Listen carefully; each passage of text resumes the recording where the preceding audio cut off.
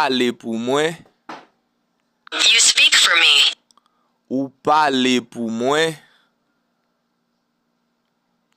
You speak for yourself. Ou parle pour tête ou. You speak for yourself. Ou parle pour tête ou. He speak English well. Li parle anglais bien. He speak English well. Li parle anglais bien. We speak to them. Nou parle ak yo. We speak to them. Nou parle ak yo. They speak English well. Yo parle anglais bien. They speak English well. Yo parle anglais bien. I spoke to him. Mwen te parle avel. I spoke to him. Mwen te parle avel. You spoke to me. Ou te parle avem. You spoke to me. Ou te parle avem. He spoke with me. Li te parle avek ou. He spoke with me. Li te parle avek ou. We spoke on the phone. Nou te parle nan telefon. We spoke on the phone. Nou te parle nan telefon. They spoke to me. Yo te parle avem. They spoke to me. Yo te parle avem.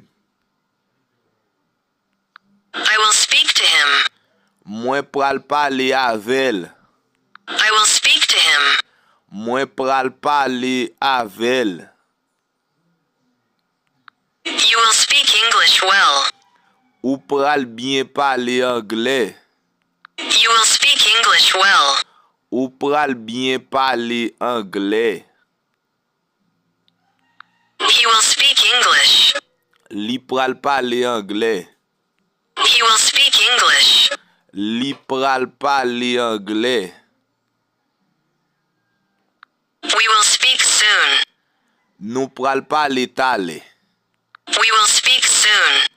Nou pral parle tale. They will speak now. Yo pral parle kounye ya.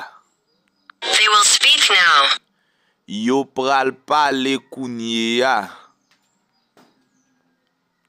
I would speak English.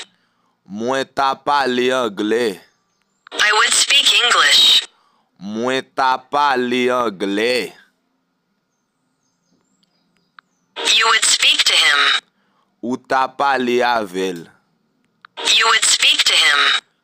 Ou ta parle avel.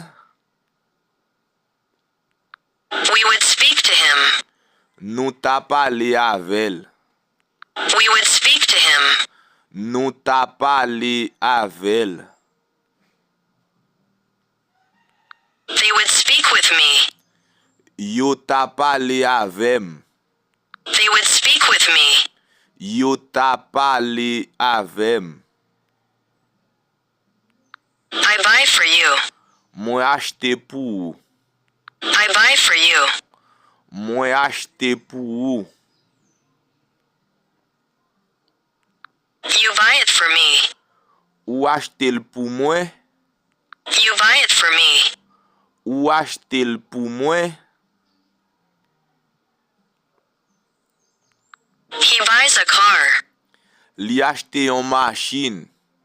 He buys a car. Li achete yon machin.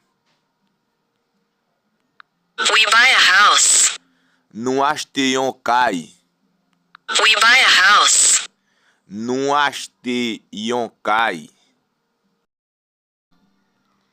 They buy food every month. Yo achete manje chak mwa. They buy food every month. Yo achete manje chak mwa. Enjoy your meal. Bon appétit. Enjoy your meal. Bon appétit.